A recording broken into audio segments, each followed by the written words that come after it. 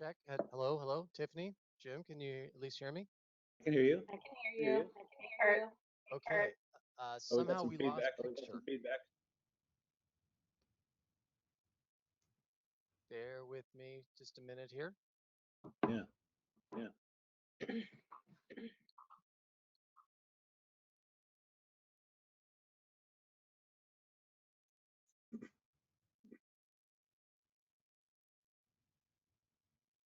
I'm sure this is thrilling for folks right now. The joys of live. Jim, you would know this all too well.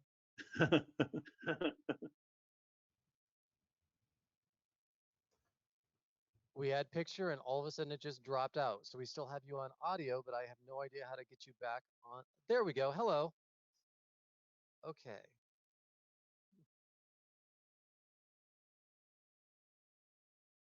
And hello, Jim, and hello, Tiffany.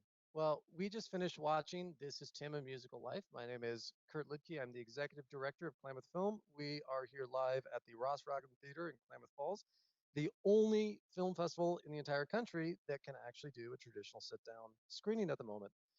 We have with us the director of Hi. the film, Tiffany Ellis. And do we need to mention the other guy?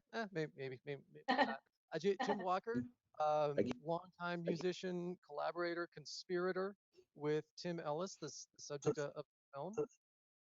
Good to see both of you again. Thank you for joining us. We appreciate it. Howdy. Howdy. Absolutely. Absolutely. Well, we just finished watching the film here in house, and I think we're on a. I think we're on like a 5 second delay. Okay. I will talk slower then, and then make sure that there's a gap between things. Then my apologies on that. So we just finished watching the film. There were some sniffles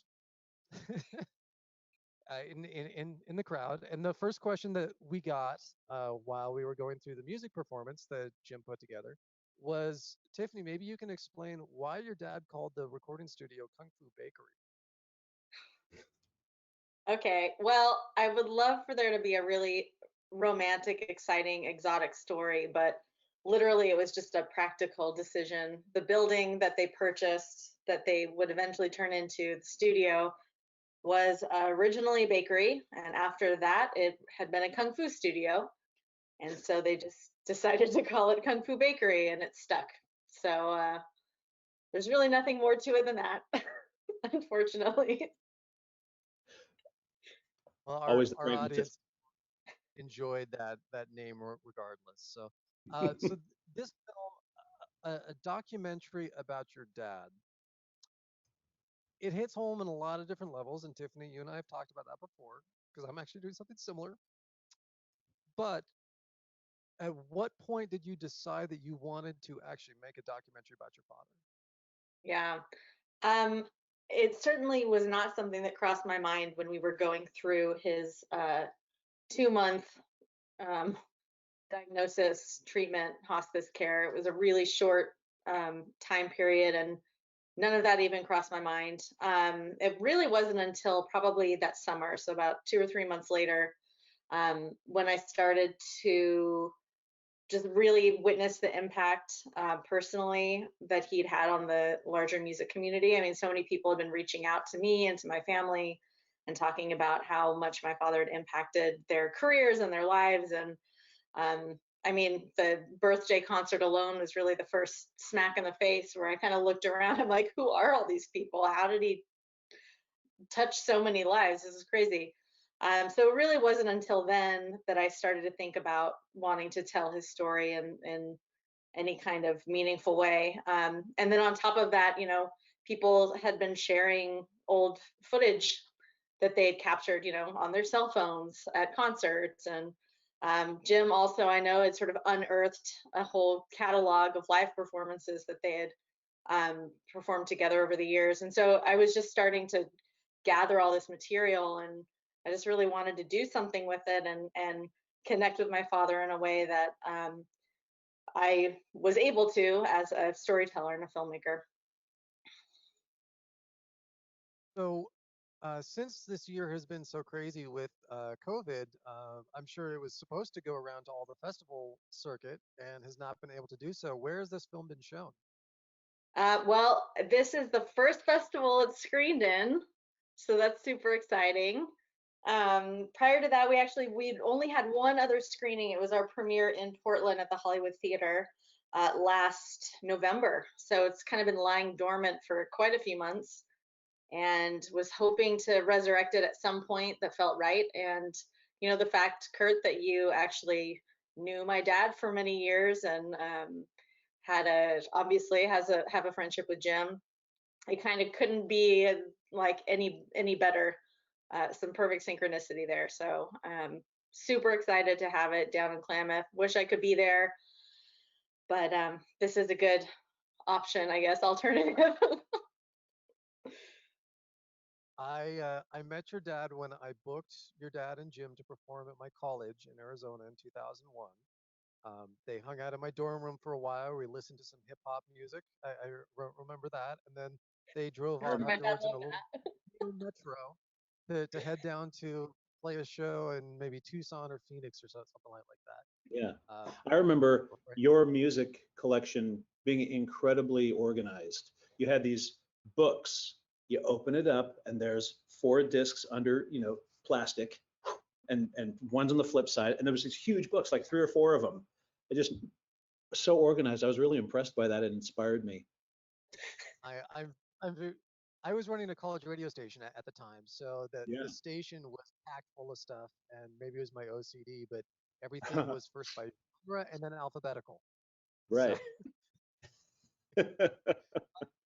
Jim, how did you end up meeting Tim and collaborating with him? Because the film shows how Tim knew everyone in the industry because of how he played everywhere. But you two had your own kind of separate paths, and then thereafter, it seemed like Tim and Jim were inseparable. Like you two were always, and I know Tim was playing with everyone else too, but like you two were kind of known as the main collaborators. So how did all of that kind of come about musically? When I first moved to Portland in 1993, I had been living in LA and singing jingles. And I wondered if, when I moved to Portland, if there was any of that kind of work up here. And these guys that I worked with at a studio in Burbank, they said, "Oh, there's a guy that you need to talk to up in Portland. His name is Reed Ruddy. He, not in Portland, sorry, Seattle. And he runs Bad Animal Studio, Hearts Studio." And so I got to Portland and called this guy, and he said, "Well, you should be talking to me. You should be talking to this guy named Tim Ellis, who runs a place called White Horse." I was like, "Okay." So I tried to call Tim. I left about 10 messages. He never called me back. And I kind of went, "Oh, all right. Well, I get it. I'm the new guy in town. He probably doesn't want to talk to me." And then one day, all of a sudden, he called me back. He goes, "Hey, Tim Ellis, would you want to talk to me about something?" And I went, "Well, I'm just a new guy in town. I'm, just looking, kind of feeling my way around, trying to figure out who to meet, and this is the kind of work I do." And he goes, "Well, I'll tell you what. Why don't you meet me at my studio at 7 a.m. Wednesday morning?" And I went, "Okay." And there was a pause, like I think he had hoped I wouldn't say that. He hoped I, "What? I'm sleeping during that time." I said, "Okay." And I was there at 7.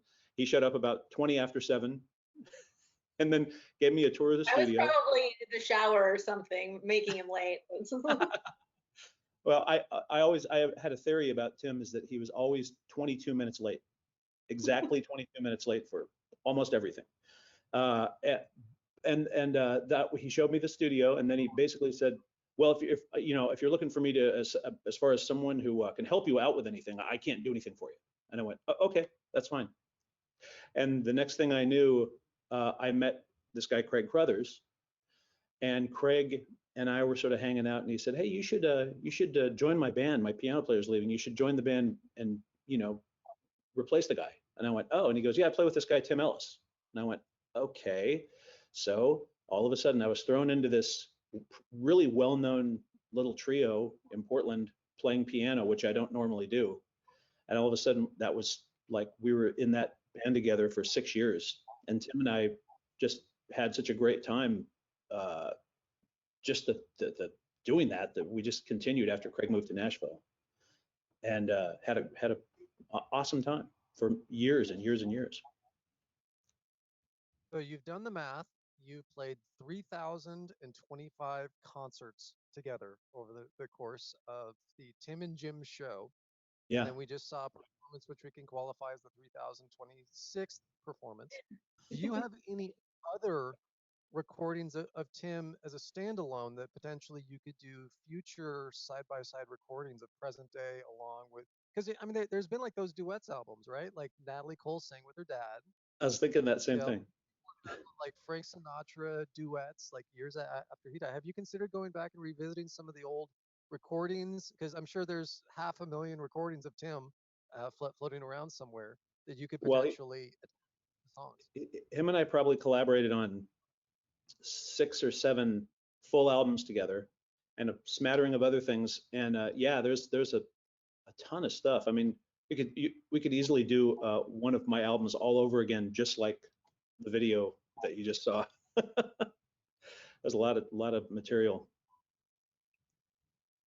It's very interesting to play like that, though.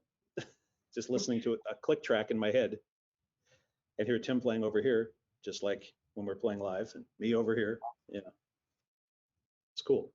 Uh, Making a film about your father, how do you go about doing that without just, the emotional toll?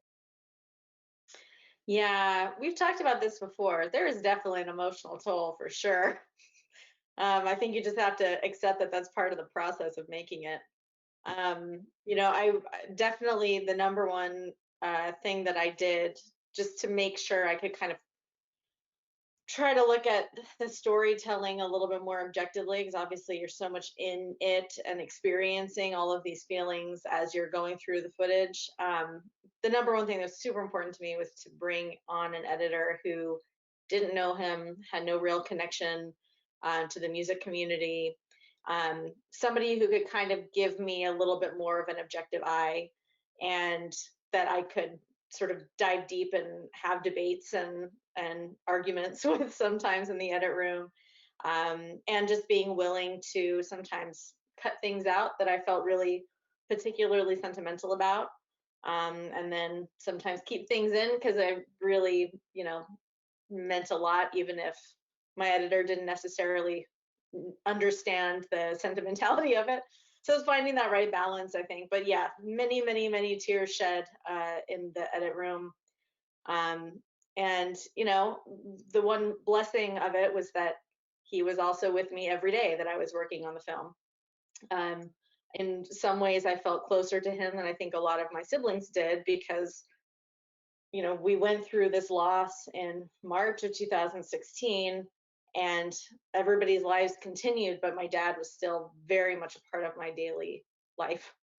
Um, and so it was almost like experiencing the loss again once we wrapped, or we locked picture and we're like, okay, we're done. Now we're just going to do all the finishing, and it's a little less hands-on. Um, all of a sudden he wasn't in my life every day, and I didn't hear his voice every day anymore, and that was difficult.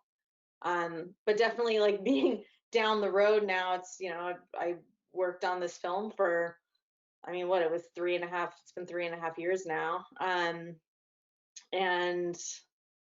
now I have something that I can share. I can continue to share his story with people. So it's been a great gift, even though the process has been beautiful and horrible at the same time. Oh, we have a question from the audience. I just thought it was really interesting in the film that you told your dad when you were 16 that you wanted to get into filming and being a producer, whatever. Tell us a little bit how you went about that from the age of 16 till now. Yeah, thank you. First of all, thanks for coming to see the film, and thanks for your question. I think the one thing that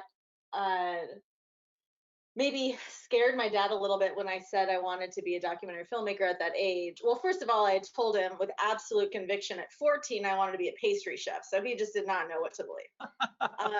By 16, I was definitely wanting to go the filmmaker route. And as a musician, he knows how hard that is. Obviously, they're two different worlds, but the approach is very much the same. There's no single trajectory to get there. The way you define success it can be very different to different people.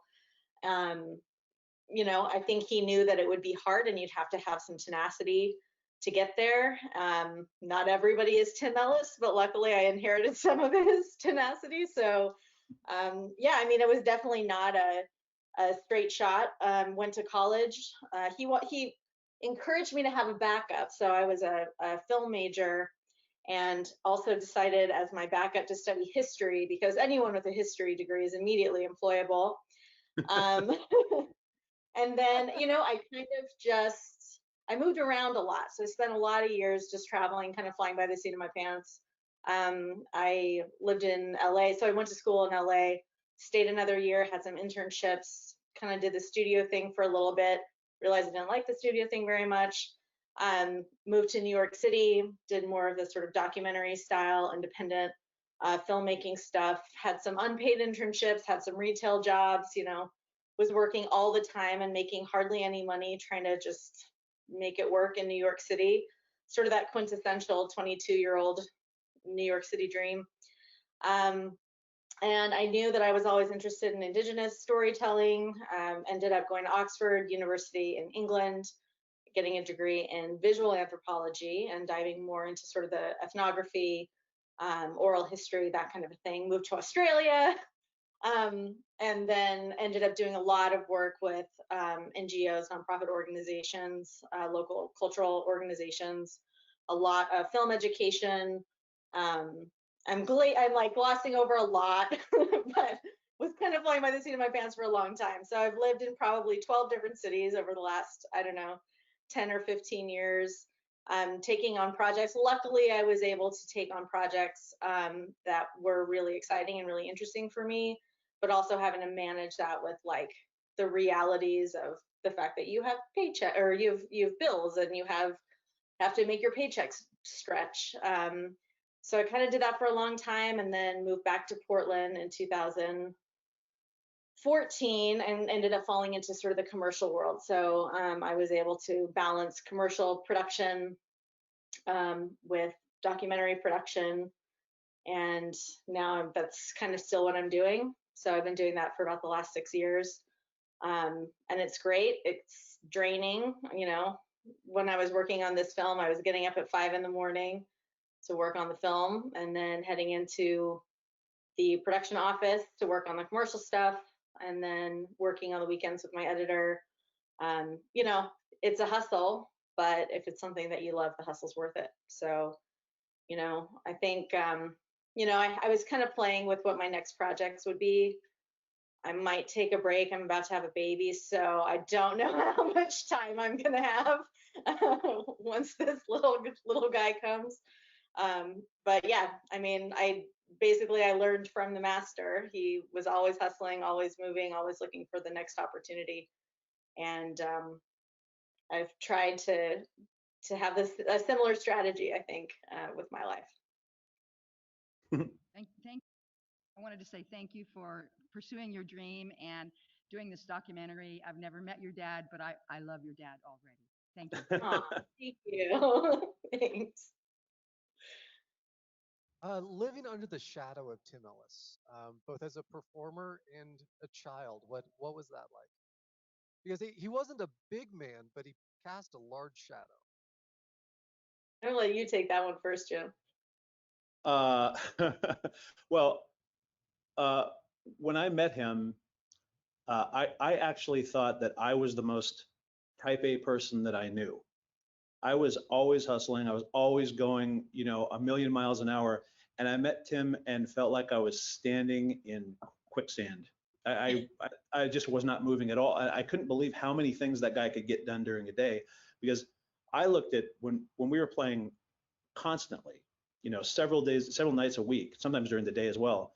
I really, that was a full-time job to me. And I realized that he was doing 10 other things during the day before he came to the show.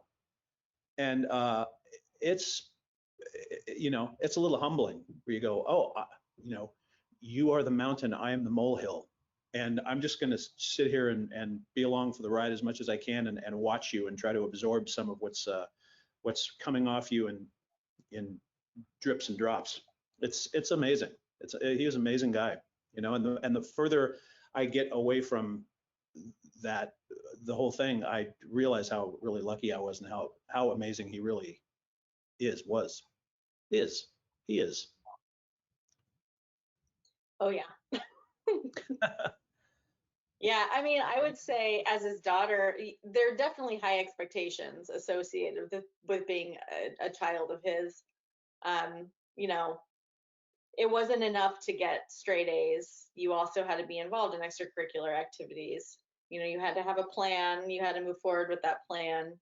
Um, you know, and that's not to say that he didn't leave room for whimsy, obviously. I mean, he was one of the biggest supporters when I was like, do I take a regular job or do I go to Australia and like just take a chance? You know, so he had a lot of high expectations for us, but I think he also, once we were able to demonstrate that we had our head on straight, I think he encouraged us to kind of forge our own path. Um, but yeah, that said, I mean, I'm still it's still just ingrained in me. If I'm not busy with 15 things at the same time, I'm not doing enough. That was definitely that was definitely the example that he set. So when I only have 5 things that I'm doing that day, I'm like, oh man, what else should I be doing? What else would my dad be expecting of me today? Running a recording studio, being around music day in, day out, and then on top of that, being an educator and gigging at night. Jim, I know that you did the math on concerts, but Tiffany, do you have any idea how many different bands your dad played in over the years? Have you compiled a list, or is anyone of all the different bands that Tim was in? Well, my brother would actually probably know more. He's the guitarist amongst the 6 of us kids. So I know he's made a lot of effort to collect the catalog and is a bit deeper on some of that knowledge than I am. I would say I have a working list, but definitely I don't even think there's a way to tabulate it all. I mean, he literally played on every stage in Portland, and Yeah. probably played with, you know, the vast majority of musicians who were actively playing in Portland, you know, from the 80s on, in one way or another. I mean, there are people that I've met in the last, 3 or 4 years as I've been working on this. Literally, I sent an email out to some of my work friends who are just production people. They're not connected to music as far as I know. And I got an email back because I let them know about the festival and you can stream it online and everything. And I get an email back from one of these producers who's like, "Oh my gosh, I know your dad. I had no idea. He played for whatever, his network is insane. Jim, you know her, Erin Kent?"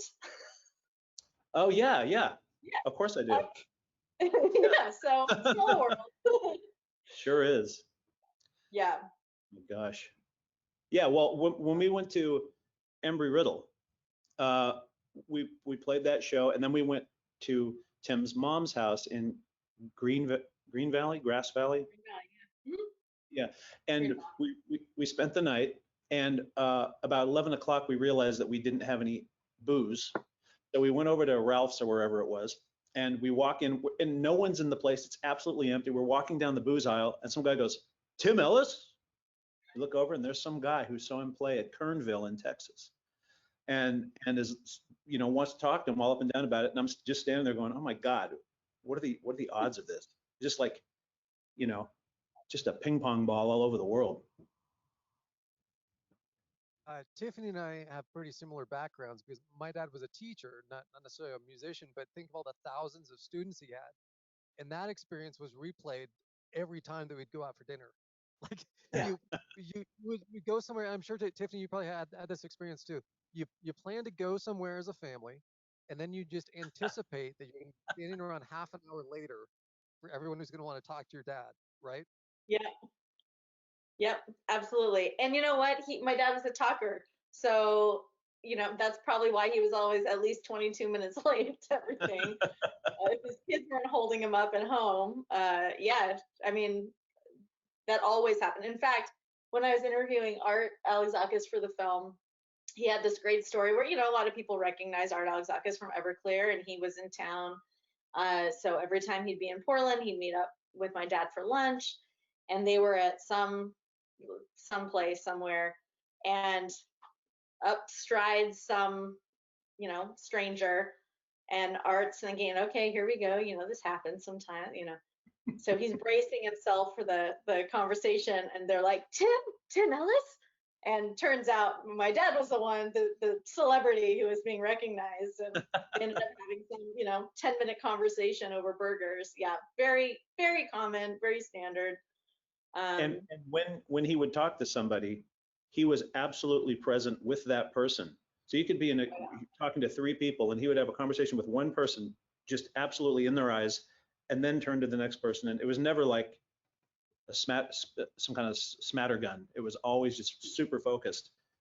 Oh yeah. Like he'd tell a person a joke, and then turn to the next person and tell the joke exactly the same way to them as if they didn't hear it. I will always remember Tim because after you guys played at my college, every time I was in Portland, I tried to come to a show if you guys were playing. Tim always remembered me. He'd always come up and give me this like gigantic bear hug. The dude was small, but he was built. Like Oh my God. he was crushing with his bear hugs. He'd always want to know exactly what you'd been up to, and very engaged. Didn't matter how big of an audience there was. Me and him, just Tim wants to know exactly what's been going on in life. Phyllis, did you have another question over there? Yeah, I just wondered, Tiffany, is your brother continuing to stay involved in the music industry in Portland? And Uh, James, maybe play with you? so my brother actually is in Brazil now. He moved to Brazil a couple of years ago, maybe. He was in Peru prior to that. I'm not the only Ellis with the travel bug. So he does play down there. I know he's very active in his church group. And at some point, I believe he was starting to play some gigs, but I know things have been a little topsy-turvy with Corona. So yeah, he's definitely been pursuing it. It hasn't been, I don't think, as serious a career for him right now. Obviously, his life's been kind of literally on the move for a while, but he's still very much committed to it. And Jim, I know you can talk about some stuff you guys have played together when he does come to town. Have you guys played together since when my brother comes to town? I don't.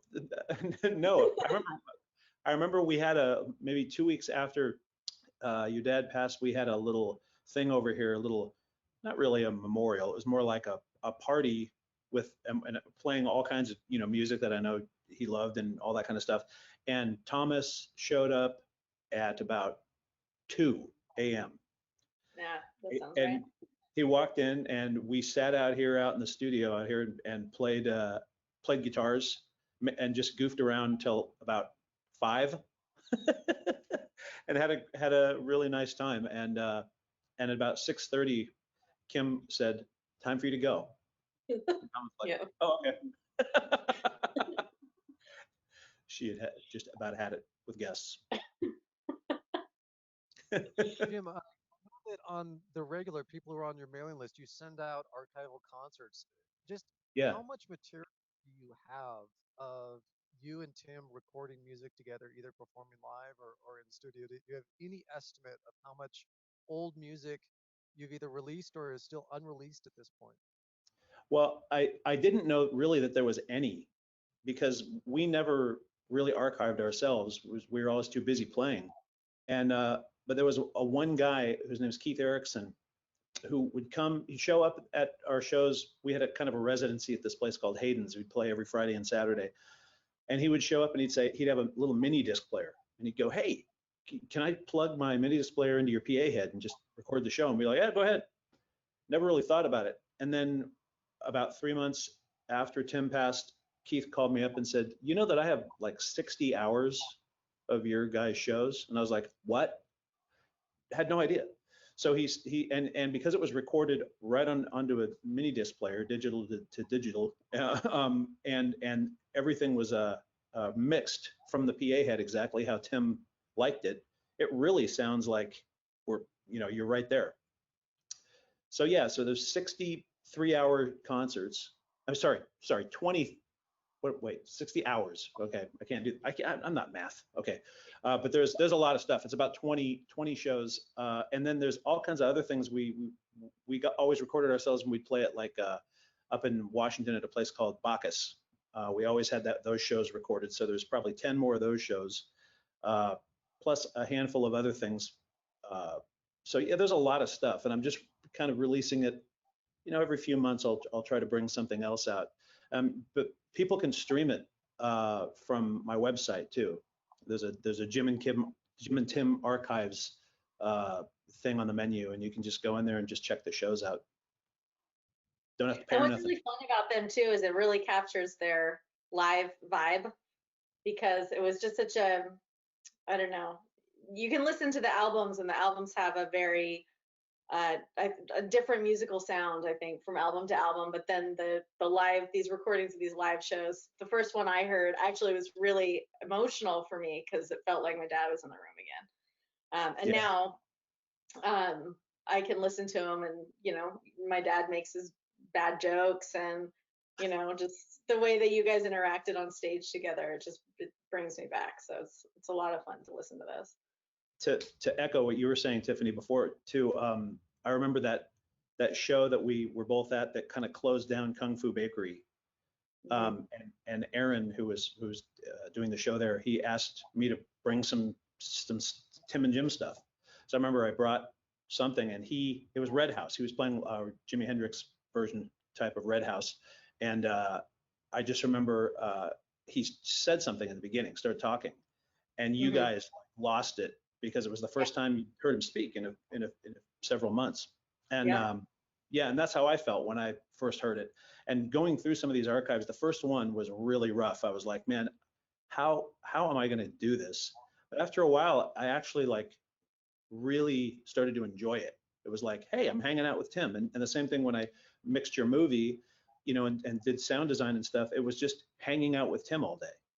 Yeah. And it really, there was something really cool, and it was a really great experience, in all of the tragic part of it. There was a lot of good things too. Yeah. It was a fun flashback for me too because unbeknownst to Tiffany, when Tiffany started working on the film, Jim contacted me because when I was at my college, every time that we had performers perform in that class, it wasn't like a regular concert, it was a class that Jim and Tim performed in, a music appreciation criticism class in our auditorium. So it was very much so like a VH1 storytellers kind of thing. And I would just, Which we didn't know. yeah, I had like just a over the shoulder camcorder that I borrowed from the school, and we would tape all of those. And that tape somehow traveled with me to 12 different addresses for the last 20 years. And it, I tracked it down. I was able to digitize it and send it off to Jim, thinking, well, here's some footage that might actually you might be able to use a snippet for the film. Turned out that's the only full concert that ever actually exists of Jim and Tim, right? Oh, I guess so. Wow, didn't think about that. Yeah. Well, because everything else is songs and clips, at least that I've seen. But Yeah. yeah, that was the full, and so it was songs, and then it would be a little bit of talking, and like classic Tim Ellis going off on some rant about the music industry or whatever, and then okay, let's play another song. So, What I loved, we didn't know what the format was, so we start the show and we finish the first song, and then like 10 people raise their hand. We're like, what? And we didn't know what to do. And then the instructor came out and said, oh, I should probably tell you, this is more of an interactive thing. We encourage the students to ask questions. And we're like, okay. So the guy's like, in the third verse, you mentioned, and he's quoted some line back. What did you mean by that? And I'm like, okay, this is interesting. And so we, did the show like that. It was great. It was really fun. And Tim got a big opportunity to rant. Yeah, that rant is something that carried with me because after I went through that school, even though I went to school for aviation, I went into the music industry. And so Tim's rant was actually something that I carried with me a lot in conversation that I had with musicians in LA when they'd be asking me for advice when I was working at Capitol Records and Interscope. Actually, fun little full circle thing. I worked on some of Art's music when I was at Capitol Records. That's right. Wow. I helped the Everclear albums. Do you have any final thoughts about This Is Tim for our audience? And uh, I know that this film got picked up to show at the Bend Film Fest that's coming up in October. Is there any other Yeah. places where Tim is going to be showing? Yeah, it's also showing as part of the Albuquerque Film and Music Experience, which starts, I believe, the 22nd, so next week. So yeah, kind of back to back to back, 3 film festivals in a row. And then beyond that, I'm not sure. I think we're still kind of feeling out what the future of the film's going to be, just with all of the whole world upside down right now. But yeah, definitely stay tuned. My website has updates and that kind of stuff. And yeah, just for those of you who are still in the audience, thank you for letting me share my dad's story. I hope you were inspired to celebrate some of the everyday heroes in your life. And yeah, thanks for helping to keep his memory alive. Jim, any final thoughts? Next time I'm in Portland, we need to hang out, of course. But That'd be great. We'll wear some masks and we could sit in my backyard and, you know, do some shots or something. No, I'm really impressed with this film. I love the way Tiffany put this together, and so I'm just proud to be a little cog in the machine here, because yeah, it's great. It's great to have this as a good memory. Well, thank you for submitting the film, and thank you for being a part of the 8th Annual Klamath Independent Film Festival. Tiffany and Jim, thank you so much. Thank And you, Kurt. Thanks, Kurt. we'll be in touch at some point. All right. Have a good rest of your night. Thank Take care.